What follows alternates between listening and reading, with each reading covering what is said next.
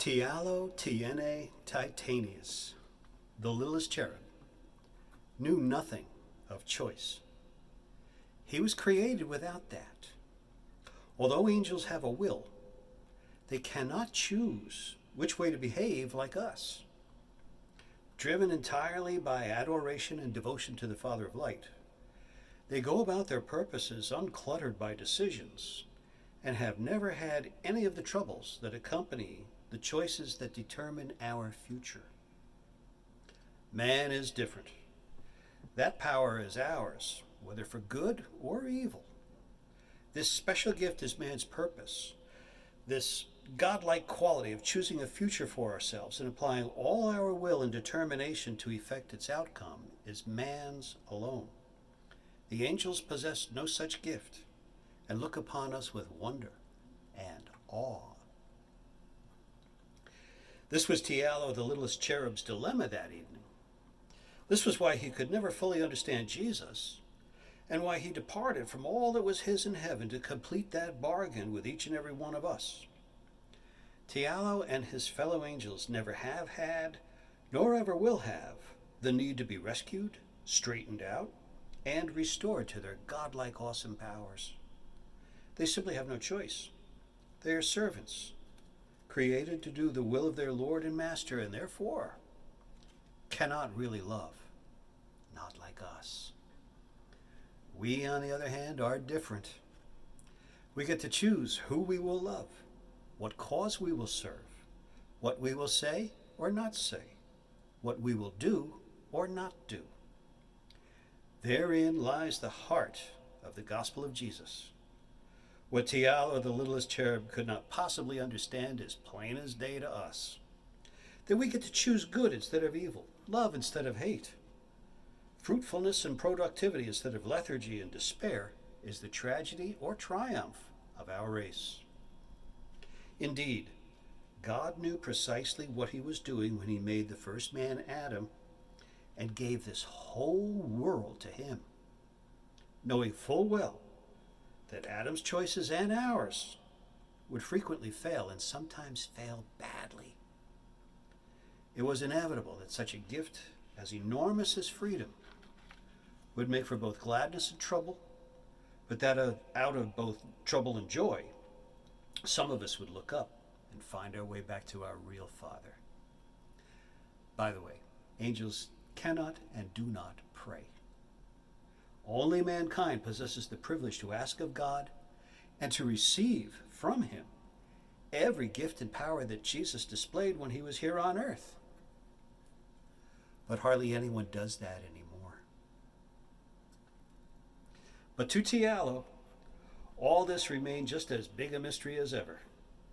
So he turned his thoughts and imagination to his new idea of coming up with a smaller version of God, this man-like mythological character, a scaled-down version of Papa. With all his might, which is sizable for just a cherub, he thought and thought all through the night that night. This man, the myth, he figured, would be 10 feet tall and wear a great big hat like a cowboy hat and be skinny as a fence post. He would live in the southern part of India, or some such faraway place, speak several languages, and wave a magic wand. He would give personalized gifts and have a fondness for milk and cookies, and ride upon a magic carpet. By morning, he was exhausted. By the time dawn broke in heaven's realms, this weary angel had entirely forgotten that God had said, "Give it a rest." Instead, he had poured all his might and heart into this project as if it were an assignment, which it never was. When he looked at everything he had written down, pages and pages and pages, nothing seemed to make any sense. None of it, in fact, seemed to make any sense at all in the light of day. "This is terrible," he said to himself. "I have no wisdom for this, no skill to create anything. I'm just a trickster who makes for laughter, not like one of the great ones. Yesterday, I felt really important for once. I had an idea everyone liked. Now all I have is pages and pages of nonsense. And then came the moment when Tialo, the littlest cherub, realized he could add nothing to the scheme of things, and he paused. He had done what he was created to do yesterday, which was to bring cheer and laughter. That was all he knew, and this was beyond him. That's when it occurred to him that he might give a gift himself, even though he had no idea what that was really, or even how one was made. But I know someone who does, he said to himself triumphantly, and gathering up all those pages, away he flew to Sophia Wisdom. She will know, thought little Tialo. Chapter 2. I've been waiting for you, little cherub, said Sophia Wisdom as Tialo entered her gates. You are right on time, Tialo Tiene Titanius. You are my first appointment today. Come in. Tialo was somewhat shocked. You've been waiting for me, O Great One? Asked Tialo, and as he looked into her eyes, he noticed how stern and kind they were. Since you came to me sooner rather than later, I will send you away with so many gifts you will need a wagon, little cherub, a big one, said Sophia Wisdom. Had you hesitated much longer, my gates would have been shut, and instead I would have visited punishment upon you and laughed at your dismay. As it is, you've come to the right place at the right time. Sit down. Tialo eagerly sat down on a comfortable sofa in a comfortable room with a spectacular view. Sophia Wisdom seated herself regally upon her throne, which is an elegant thing encrusted with diamonds and pearls. You don't know what a gift is or how to make one. Is that correct, little Tialo? She spoke sharply, abruptly. Yes, your dearness, replied Tialo, respectfully. And you want me to teach you this? She spoke solemnly, with a certain air of implied dread, as if Tialo were about to open Pandora's box. Yes, your majesty, stammered Tialo humbly, realizing for the first time that things were not going to be as simple and easy as he first thought. And what would you actually do with such a gift were I to give it, reasoned Wisdom? The power to create and the skills of knowledge are vast and have unintended consequences, little Tialo. To whom would you give this gift once it is made, if it is ever made at all, Tialo? For the first time, Tialo realized this whole enterprise of his was outside the boundaries of a cherub. To the father I always supposed, replied Tialo, sighing. He has that dilemma. Not many actually believe, O Sophia Wisdom. No, answered Wisdom sharply. First of all, trust me, little Tialo, you would give such a gift to men, not to God, who is the giver of all things and has no need of anything. This thing you desire might easily disrupt his plans, but you are only a cherub, having no skill in these matters. Tell me, little cherub, in all your thought and wrestlements of mind and intention last night, what conclusion did you come to? Tialo actually sat back and considered her question. Good little cherub, thought Sophia Wisdom, silently gazing at him. Tialo was unconsciously rolling his eyes about, thinking as hard as he could. At last he ventured, I came to the conclusion that I am only a cherub who makes for laughter, your majesty, and that all my life I have longed deeply to understand such a thing as the gift. I especially cannot upon my wings understand why Jesus left us all here for a time and became a man, you know, born in a shed like that in Bethlehem.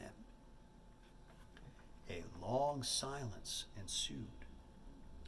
At last, Wisdom replied, You have answered correctly and honestly, little cherub, and you are not dumb either.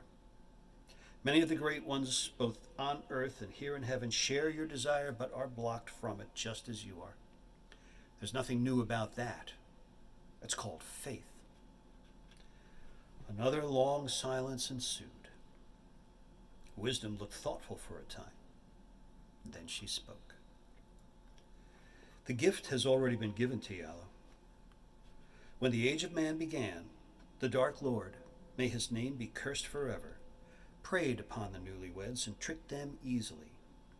They became disconnected from their source of power and lost their God-given authority to rule almost from the very start. But the memory of God's love has remained. Nothing can thwart that. Soon after Adam, mankind turned sour like potato salad in August, and the crimes began. Man requires justice, Tialo. Ultimately, it is God himself who will vindicate the innocent and punish the wicked. Everyone knows this down there. Even God, though he loves them, each and every single one, he must punish all wickedness and depravity severely. Wisdom's countenance grew drawn and grim. Destroy it, in fact. Cast it into outer darkness, where there is no light, a place so black with darkness, nothing at all can be seen, nothing. There is such a place, little Tialo. Trust me, it exists. Tialo sat, wide-eyed and motionless, still as a statue. Sophia Wisdom continued.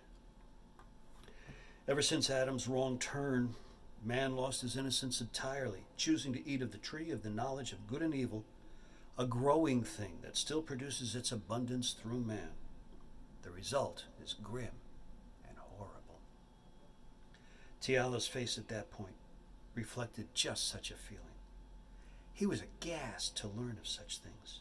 So that is what is wrong, O Sophia Queen, down there? Wisdom did not deign to answer. It wasn't necessary. But there is hope, Tialo. Wisdom was now serene. The punishment due to all mankind was assumed by Jesus when he went down there. He grew up, and became a man. When he was of age, the time came, and first he fulfilled all the prophecies concerning himself and his time. He walked about the land, teaching all the people about the Father. Eventually, some wicked men had him arrested for it, and his suffering came. They beat him and whipped him. Then they made him march in a gruesome parade out through the gates of the city to the place where he would be tortured to death upon a cross, and there he died.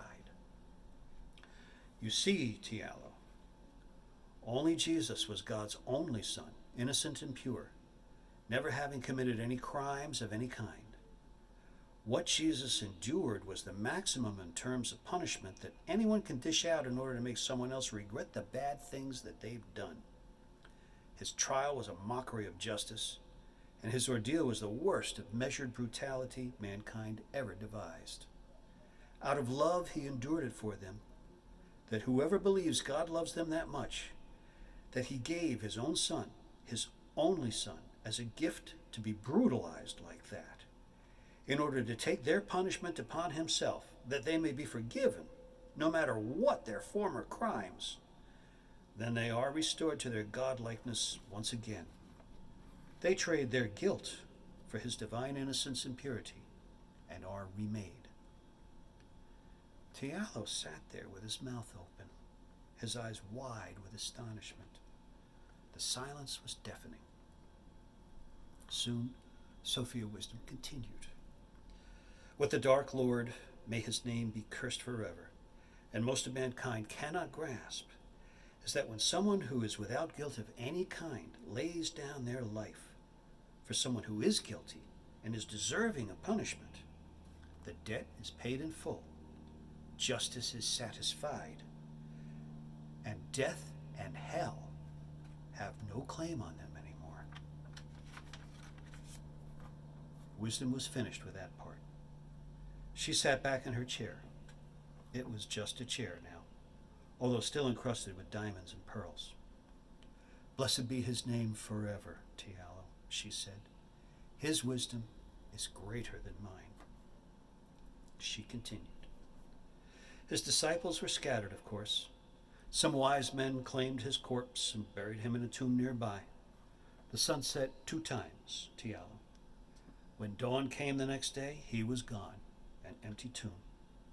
Death could have no hold over the one who ordained death, and the Dark Lord's delusion of rule, may his name be cursed forever, was broken forever. This was the way he who sits upon the heavens chose to separate the just from the unjust, Tiala. Some choose eternal life through him, the rest choose their doom with the luminous angel who, may his name be cursed forever, deceives them. To them, the wisdom and might of God are considered foolishness. End of part 2. To be continued.